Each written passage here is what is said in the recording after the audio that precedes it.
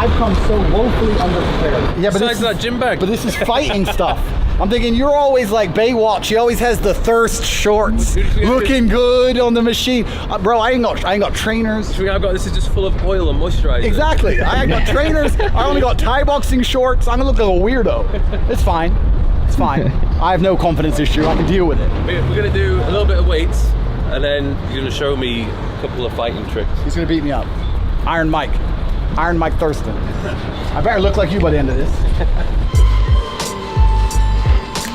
Bro, I don't lift weights. There's not a wall to rock climb on here, you know. I don't lift weights. These are Bottega Veneta loafers. These are my shoes, my outside shoes, and my sparring shorts. And I thought, oh yeah, we're lifting weights. I need like gym shoes. I need thirst stuff. Bro, I don't have these. I like things. the shorts though. Thank you. I don't lift weights. So I hope by the end of this session, my first ever proper weight session, I look like Mike.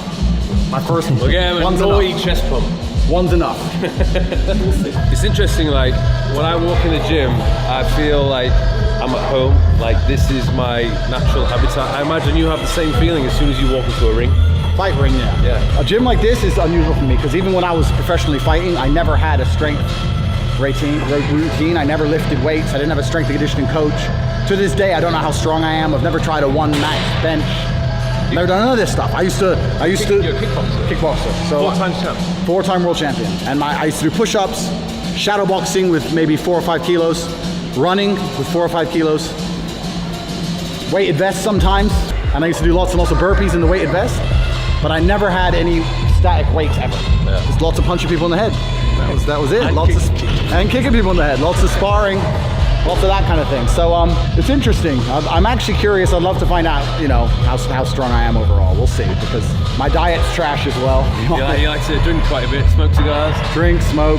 I only eat once a day. Sometimes I put up pictures on Instagram. I look like I'm in amazing shape. I guess I am in amazing shape. You're still. in good shape. And people say to me, wow, what's your diet? What's your meal prep? I'm like, bro, meal prep, KFC.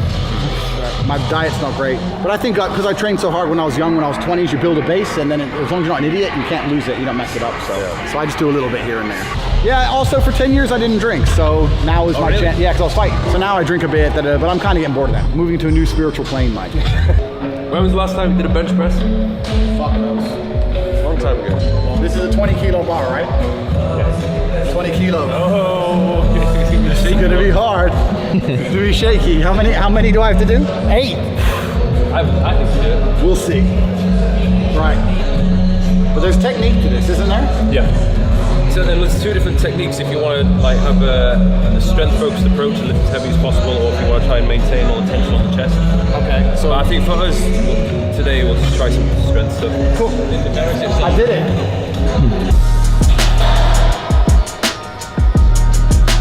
How many did you do? 27. I have to try and do the same as you, Mike. I have to try. I did like 8. 8.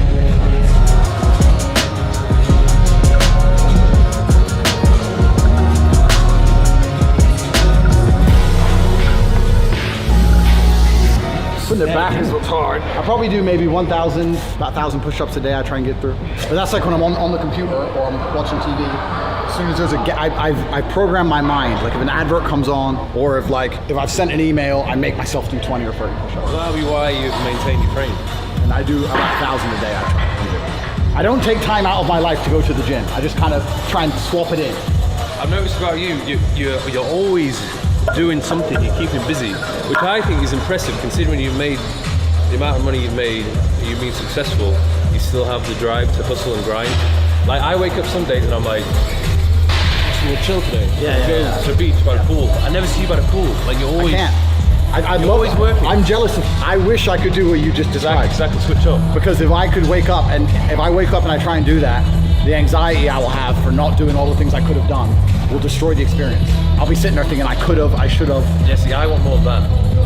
I need more We of should that. swap, bro.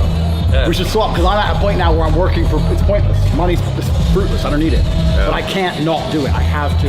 That's why I'm always jetting around the world. I am there, I gotta do this, gotta do that, gotta do that, and I'm just, I can't turn it off. Do you think it's something you can teach yourself, or it's just in your head? I'm trying to teach myself to be more hungry. So, because I feel like I am always striving for more, but I feel like, you know, my potential's here, and I'm like, here. I know what you mean. I don't know why I am exactly the way I am, Because I'm a very happy person, but I'm not content. Does that make sense? I'm very happy. I'm not miserable. I'm not depressed in any way. I'm super happy, but also I'm not content. Like, I picked up that Bugatti 3 days ago. I'm trying to get allocation for another one. I want another color. It's just like that. Maybe it's the fighting thing. I think I've kind of replaced fighting with like work when I retired from fighting. And to be a fighter, you gotta have that crazy drive to just do insane things. And maybe I've swapped them out. I don't know what it is, but I can't sit by the pool. I'm jealous of you. I'm genuinely jealous of Mike. I'm saying it now. I'm rarely jealous. I'm jealous of, Mike has something I don't have, and I'm jealous. I can't do it.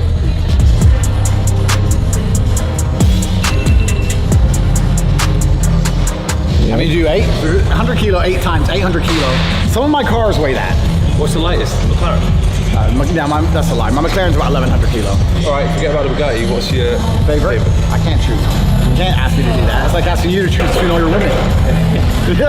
Look at him smiling. I get it. Well, favorite at the moment. Yeah. I can't choose. They're good at different things.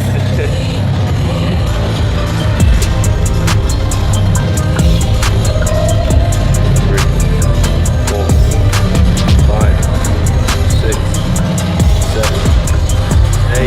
Easy. He's been preparing for this video. He's been going to the gym every day for the past week. Push up. When I was growing up, I always thought the most important thing to get a woman's attraction was my physique. And I realized it's a whole lot more than that. The dating industry and scene these days is pretty fucking mad, especially compared to what it was 10, 20 years ago. What's your advice to men to get women's attention and to get them to like you? That's a good question, and it's a long and detailed answer, and it's actually extremely difficult nowadays, I think. Because I think we live now in a status society. Back in the day, right, you could be a plumber, but you're a bit funny. You go to the bar, find a chick, talk some shit, buy her a pint, whatever, and you'd be fine, right? But now it's all status.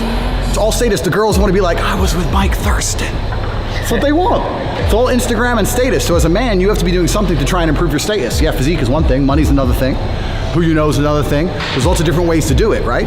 But if you're a man with truly no status in society, now it's hard. Yeah. It's really hard.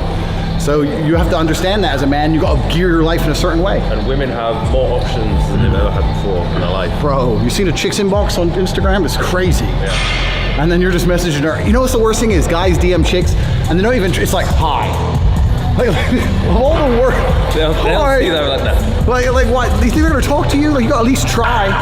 So yeah, we live in a status society now, so it's hard. One of the easiest ways to get status is who you know, right? A lot of it's networking. If you know the right people, you can get some status, at least off them, to some degree. But as a man nowadays, you need to be rich, strong, smart, intelligent, charming, good friends, be able to fly around the world. You gotta compete. It's hard. It's really, really difficult. It would suck to be Joe Average today. That's why I can't afford to be lazy. That's the counter side. The counter side is, although you need to be a high level man, every single man on earth with enough work can become one. That's the counter side, right? So there is hope at the end of the tunnel, but you gotta get up and do it.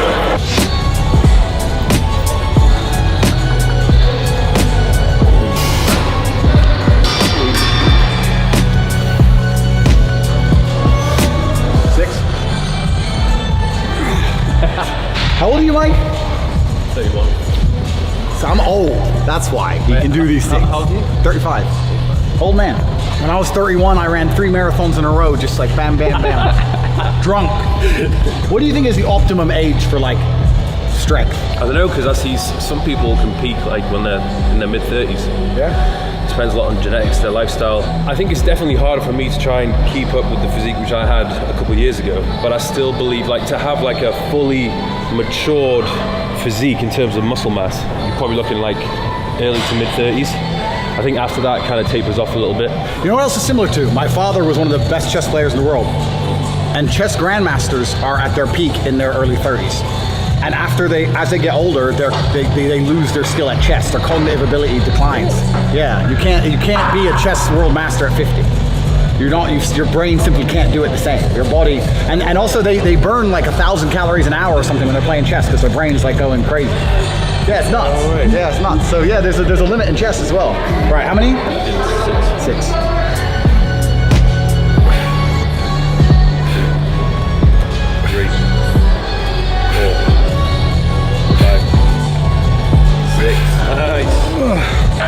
Yeah.